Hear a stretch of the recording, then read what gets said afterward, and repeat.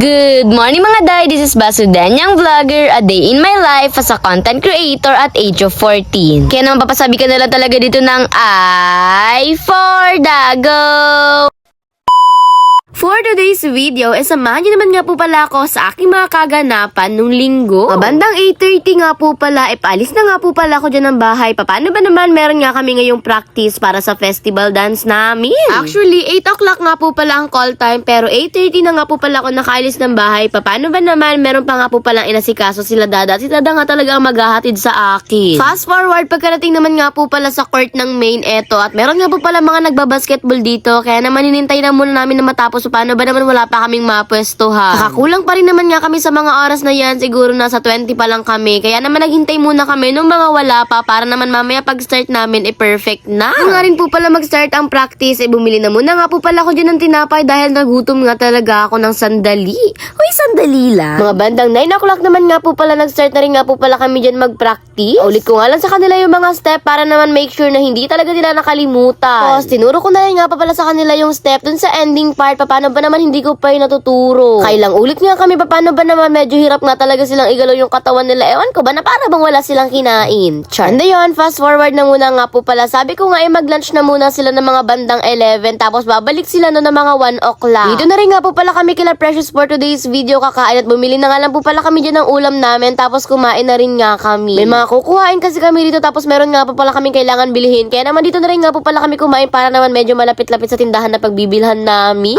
After naman nga po pala, naglakad na rin nga po pala kami ulit pabalik sa main. Paano ba naman mag 1 PM na nga talaga? Pagkarating ko nga po pala, tinuro ko na rin nga talaga sa kanila yung next step nga para nga matapos na kami. And nung matapos na nga kami, nag from the top na ulit kami. And ayun, worth it naman nga po pala yung practice namin ngayon. Natapos na nga talaga namin mula sa simula hanggang sa huli. Kailangan na nga lang talaga namin ng konting practice para ma-cleaning na to. Cleaning? May mga part nga kasi talaga na hindi sila sabay-sabay, tapos may mga part din talaga na nakakalimutan nila kung ano nga ba talaga yung next na gagawin nila. Pero ayun, may tiwala naman ako sa kanila, kaya naman sabi ko sa Monday magpa-practice na lang ulit kami. Friday na nga po pala ang performance neto, kaya naman eto, pinilit ko na talagang iubos yung buong maghapon ko sa pag-practice dito. Diyos ko, sa sobrang focus ko sa pagtuturo, nakalimutan ko na meron pala kaming pupuntahan at dapat nga alas 3 nakauwi na ako. At ng alas 4 naman nga po pala, naglakad na rin nga po pala kami papuntang crossing. Tapos eto, inaya ko nga talaga sila na bumili na muna nga po pala ng burger. Paano ba naman nagutom nga ang first zone? Yung ba na nakalimutan ko nga rin talaga na birthday pala ni Kuya Moon ngayon. Diyos ko, kaninang umaga pa bati-bati pa ako, tapos nakalimutan ko na siya kaka-practice. Nakita ko nga rin po pala yung chat ni Mama nung naka-order na nga ako, kaya naman sabi ko hihintayin ko na nga talaga tong order ko bago ako umuwi. Diyos ko, kaninang alas 3 pa pala ako hinahanap ni Mama. Alas 4 na, pauwi pa lang ako ng bahay. Nga nila ako na nga lang doon yung hinihintay nila. Paano ba naman pupunta nga talaga kami sa diet para mag-celebrate ng birthday ni Kuya Moon. And ayun, fast forward, pagkarating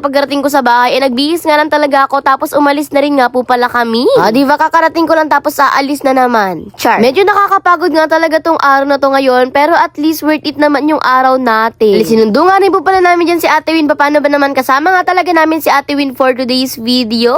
Sobrang na-miss ko nga rin talaga tong si Ate Win. Paano ba naman medyo na busy na rin nga kami, kaya naman ilang weeks din talaga kami hindi nagsasama-sama. Ating na rin nga po pala kami sa kakainan namin. Actually, meron nga po pala kaming una sanang pinuntahan. Ang kaso nga lang mga fully booked na nga, kaya naman eto dito kami napunta. Ilang beses na rin nga po pala kaming kain dito, kaya naman alam na rin nga talaga namin kung ano nga ba talaga yung orderin namin for today. Pero syempre, para makapag-try naman ng bago, syempre naghanap kami ng bagong ma-order. Habang naghihintay nga po pala ng order eto, at lalabas na muna nga po pala kami para makapag-picture taking news ko. Naging photographer pa ang Basudanyang Vlogger nyo. Grabe naman ang Tita Rain, walang Basudanyang Vlogger sa Tita Rain. Ala, hindi. Char. Kaya naman nga po pala mag-picture-picture, pumasok na rin nga po pala kami sa loob. Sakto naman nga, at eto, sinerve na rin nga po pala dito. Ito nga po pala mga pagkain. Kaya naman makakain na nga talaga tayo for today's video. Bago kumain, kinantahan muna nga po pala namin dyan si Kuya Moon. 1, 2, 3. Happy birthday to you.